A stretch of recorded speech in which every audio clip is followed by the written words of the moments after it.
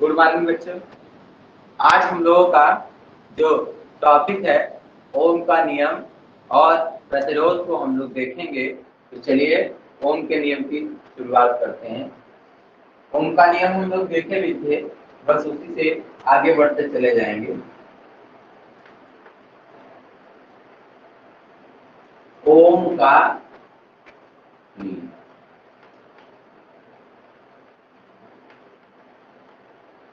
बेटा इसको हम लोग कल भी देखे थे, लेकिन क्या प्रतिरोध पढ़ाने हैं तो इसलिए इसी से हम लोग क्या करेंगे, आगे बढ़ेंगे। अब बेटा ओम का नियम होता क्या है, जैसे यह कोई चालक है, इसके भौतिक अवस्था में कोई परिवर्तन न किया जाए, मतलब इस चालक पर न तो तापमान अलग से टेम्परेचर दिया जाए और न तो इस पे प्रेशर बनाया जाए, न तो इस पर प्रेशर दिया जाए। तो ऐसी स्थिति में क्या है कि इसका भौतिक अवस्था में कोई चेंजेस नहीं होगा। तो ओम का नियम क्या है कि ओम के नियमानुसार मान लीजिए कोई चालक है, इसमें I धारा प्रवाहित हो रही है, यह सिरा A है, यह सिरा B है और दोनों के बीच का वोल्टेज जो है वोल्टेज डिफरेंस बोलते हैं, वोल्टेज भी बोलते हैं, विभवांतर बोलते हैं, पोटेंशियल डिफरेंस क्या है, मान लेते हैं कैपिटल V। तो दो यदि किसी चालक के भौतिक अवस्था में कोई परिवर्तन न किया जाए तो चालक के सिरों के बीच उत्पन्न विभवांतर चालक में प्रवाहित धारा के समानुपाती होता है। चित्रानुसार माना कोई चालक ए है जिसके सिरों के बीच विभवांतर V है तथा चालक में प्रवाहित धारा I है, तो V समानुपाती I, और देखो समानुपाती चिन्ह हटेगा बेटा, कोई कांस्टेंट आएगा R I या V बटे I इक्वल R। यही फार्मूला आता है, यही है ओम का नियम। R क्या है, R क्या है, एक समानुपाती नियतांक, समानुपाती नियतांक है बेटा। R हमारा एक समानुपाती नियतांक है। अब बेटा समानुपाती नियतांक है, लेकिन इसे कहते क्या है, जिसे चालक का प्रतिरोध कहते हैं, चालक का प्रतिरोध कहते हैं। R क्या है, अगर R का नाम पूछेंगे, नाम है इसका प्रतिरोध, रेजिस्टेंस। R को कहते हैं चालक का प्रतिरोध या रेजिस्टेंस। अब बेटा हम लोग बात करते हैं कि ओम के नियम का ग्राफ, ओम के नियम का ग्राफ खींचना। तो ओम के नियम को ग्राफ खींचने के लिए हम लोगों को क्या करना होगा, तो हम लोग क्या करते हैं कि देखिए एक तरफ लेंगे एक्स एक्सिस पे वोल्टेज लेंगे,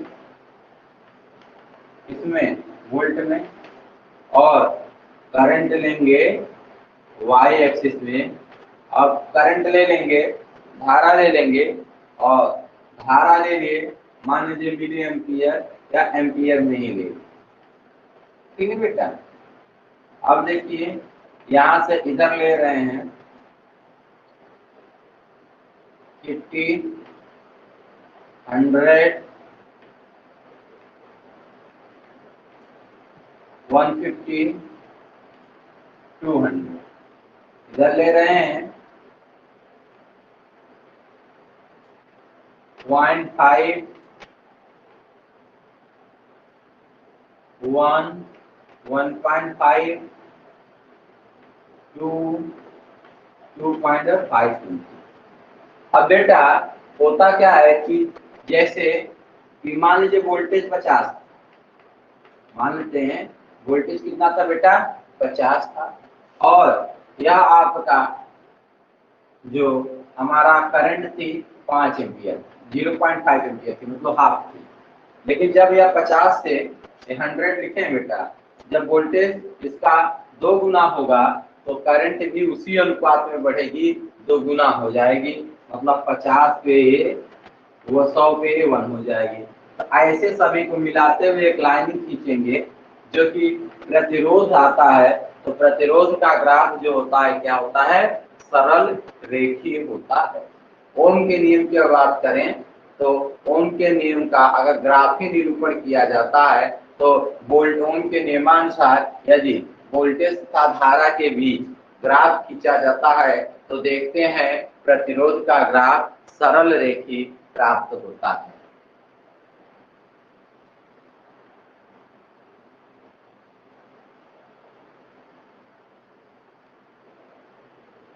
हर्ष, बेटा थोड़ा सा 2 मिनट वेट करना पड़ेगा आप लोगों को, 2 मिनट वेट करिए।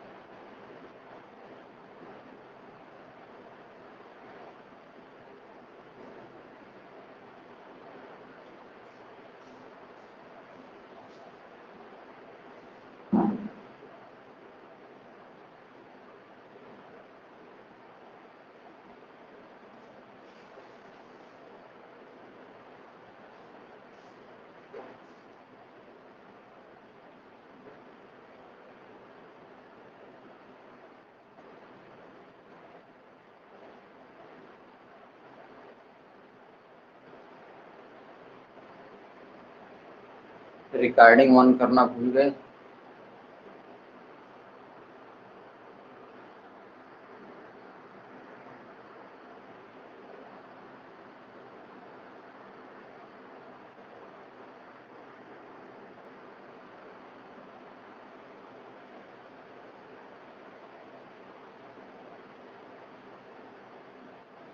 चलिए बेटा लिखिए, हो गया लिखिए।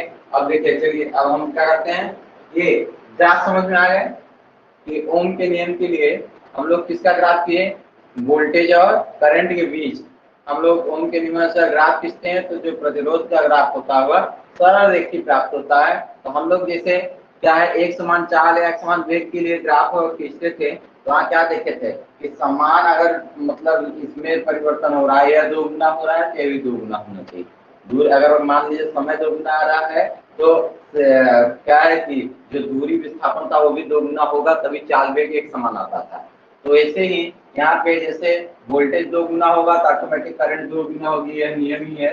तो इसलिए क्या है, उसी अनुपात में करंट भी बढ़ेगा, समानुपाती का मतलब। तो क्या हुआ कि जब भी ग्राफ खींचेंगे तो प्रतिरोध का ग्राफ हमेशा जो आएगा वह सरल रेखी प्राप्त होगा।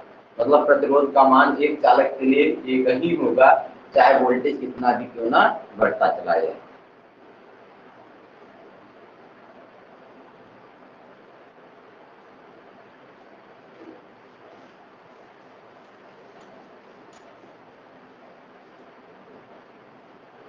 अब बेटा अब हम लोग अगर पढ़ेंगे प्रतिरोध,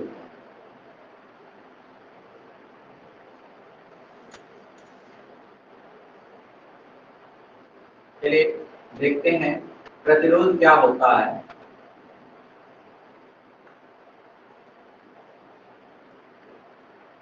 इंग्लिश में बोलेंगे रेजिस्टेंस।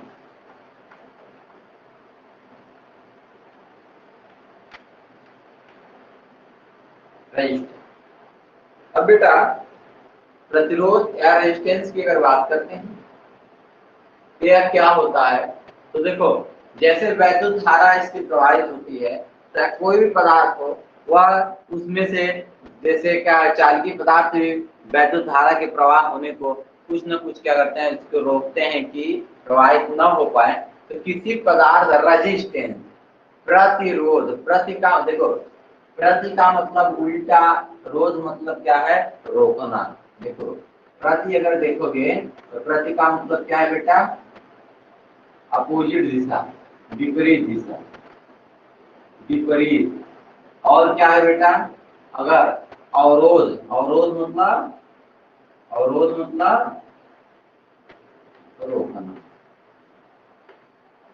किसको विपरीत रोकना, धारा जैसे इसमें से बह रही है आई, या पदार्थ इसके विपरीत एक गुण है पदार्थ का, जो क्या करता है कि वह चाहता है कि धारा इससे न बहे, धारा इससे प्रवाहित न हो, विपरीत दिशा में इसको क्या करता है, रोकने की कोशिश करता है, जिसे क्या बोलते हैं, प्रतिरोध बोलते हैं। तो चालक प्रतिरोध किसे कहेंगे, किसी भी पदार्थ का वह भौतिक गुण जो विद्युत धारा के मार्ग में रुकावट, विद्युत धारा के मार्ग में रुकावट उत्पन्न करता है, प्रतिरोध कहलाता है। किसी भी पदार्थ का वह भौतिक गुण जो वैद्युत धारा के मार्ग में रुकावट उत्पन्न करता है, प्रतिरोध कहलाता है। प्रतिरोध को R से प्रदर्शित करते हैं, प्रतिरोध को कैपिटल R से प्रदर्शित करते हैं। प्रतिरोध का मात्रा, प्रतिरोध का, ये देखो ये प्रदर्शित कर दिए, और प्रतिरोध का मात्रा, मात्रा क्या होता है बेटा, ओम, और ओम को ऐसे बनाते हैं, प्रतिरोध का मात्रक ओम होता है, प्रतिरोध का मात्रक ओम होता है। अब इसके बाद बेटा कहते हैं कि फार्मूला, तो प्रतिरोध का जो फार्मूला होता है I बराबर V बटे V बाई R होता है, I बराबर V बाई R होता है। अब या दूसरा फार्मूला की बात करते हैं, ये निकालेंगे अभी। अब बेटा इसके बाद बारी आती है डायमेंशन की, बीमा की, डायमेंशन की बीमा क्या होगी इसकी, तो V की बीमा बटे I की बीमा। तो R बराबर, R की बीमा होगी, R की बीमा निकालेंगे हम लोग, तो क्या होगी, हम लोगों को निकालना होगा कैसे, v बटे आई मतलब v की विमा बटे आई की विमा। अब बेटा आई मतलब धारा की विमा तो ए हो जाएगी, लेकिन ऊपर क्या आएगा, तो हर, बताओ बेटा विभव की विमा क्या होगी,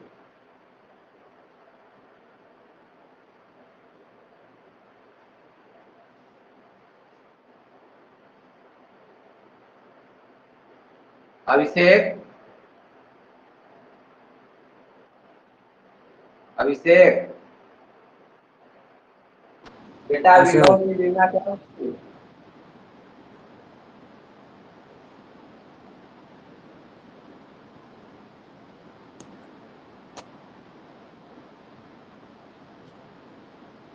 विभव की विमा, V बराबर क्या पढ़े थे हम लोग, W बटे Q।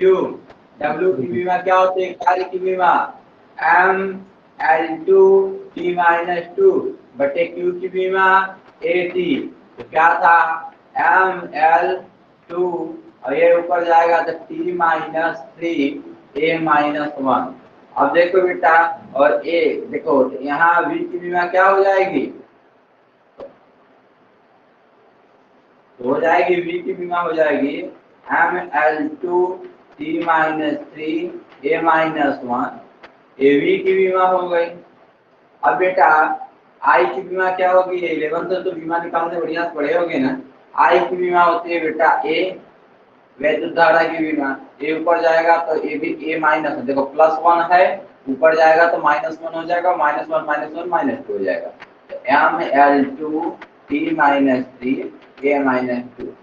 ऐसे डायमेंशन निकाल लेंगे, बीमा निकाल लेंगे। प्रतिरोध की बीमा क्या आ गई, ML2 T minus three A minus to.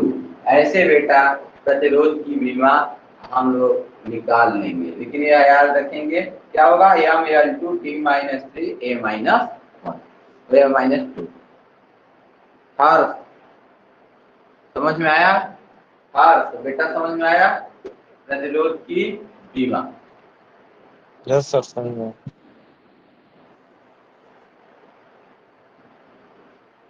अब बेटा अब इसके बाद हम लोग क्या पढ़ेंगे, प्रतिरोध सदिश राशि है आदि। तो अब हम लोग प्रतिरोध निकालेंगे, माना देखो अब एक चालक ले रहे हैं, इसका प्रतिरोध निकालेंगे।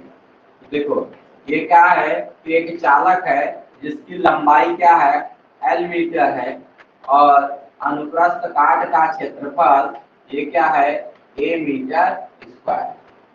तो बेटा चित्रानुसार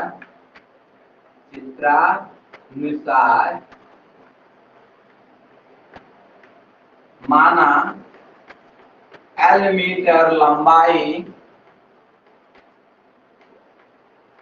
तथा A मीटर स्क्वायर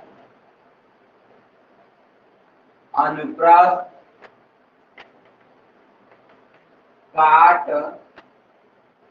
वाले किसी चालक का प्रतिरोध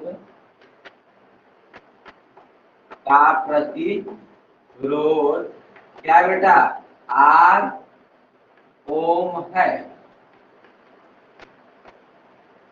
तो बेटा जो चालक का प्रतिरोध R ओम हो, तो जो चालक का प्रतिरोध होता है बेटा वह लंबाई के समानुपाती होता है। जिस अनुपात में लंबाई बढ़ेगी उस अनुपात में प्रतिरोध का मान भी बढ़ता है। तो यह हो गया समीकरण नंबर 1।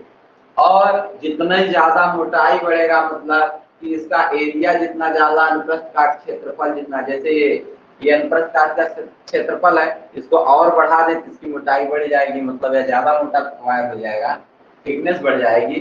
तो इसलिए ऐसे जगह पे क्या होता है कि अगर इसका थिकनेस बढ़े तो थिकनेस में क्या होता है कि आर जो होता है थिकनेस के मोटाई के व्युत्क्रमानुपाती होता है।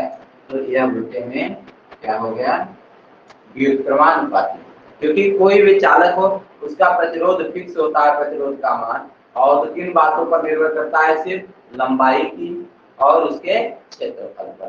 तो देखिए अब बात करते हैं बेटा आर समानुपाती समीकरण 1 और 2 से। समीकरण 1 तथा 2 से क्या हो जाएगा, आर समानुपाती हो जाएगा ऊपर एल नीचे एल बाई ए। अब बेटा समानुपाती चिन्ह हटेगा तो कोई ना कोई कांस्टेंट आएगा जिसे रो बोलते हैं, रो एल बाई ए। ये हम लोगों का प्रतिरोध का फार्मूला हो गया। या जब वोल्टेज करंट नहीं दिया हो, कोई मतलब ना हो, किसी भी पदार्थ के हमें प्रतिरोध निकालना हो तो हम लोग इस फार्मूले का उपयोग करें।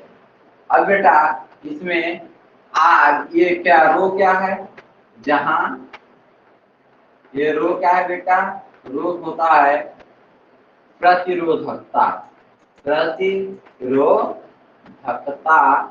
या फिर अगर बात करें या इसे चालक का विशिष्ट प्रतिरोध कहते हैं, चालक का विशिष्ट प्रतिरोध कहते हैं, या इसे चालक का विशिष्ट प्रतिरोध कहते हैं।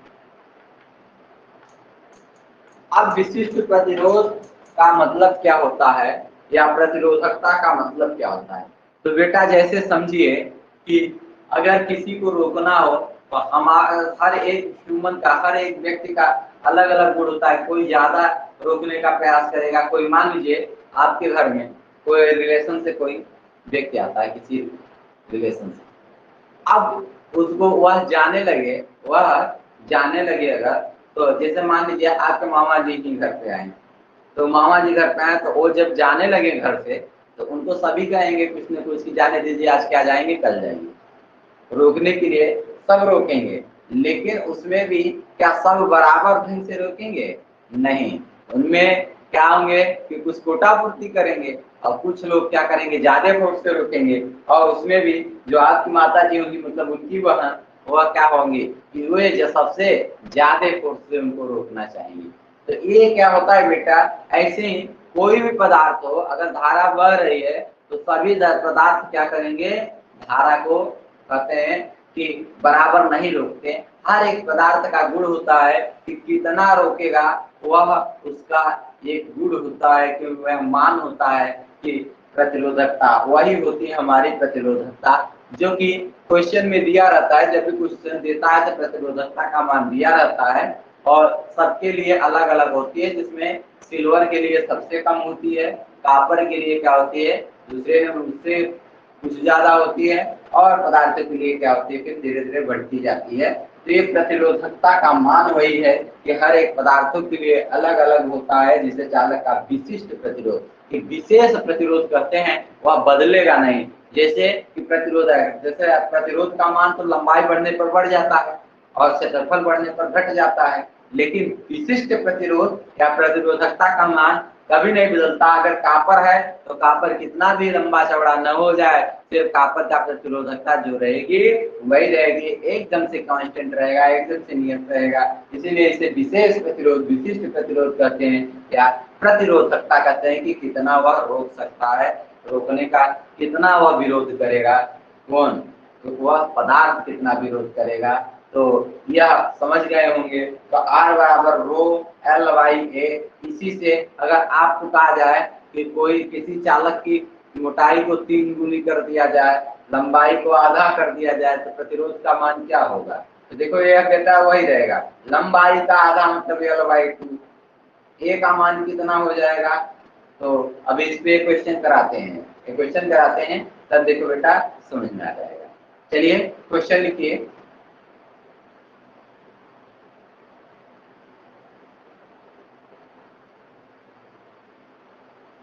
इक्वेशन लिख लीजिए।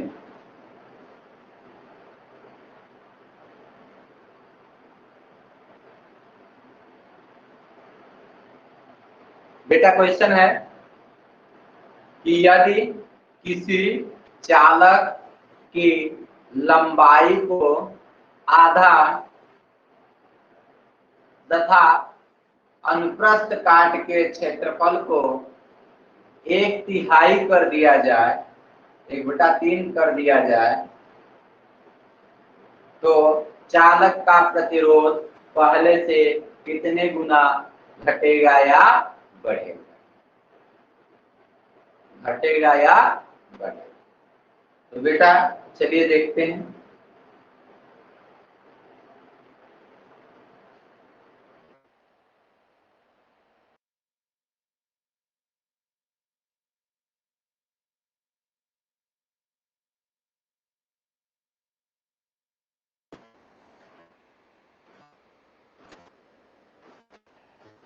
एक आधा भी छोड़े हुए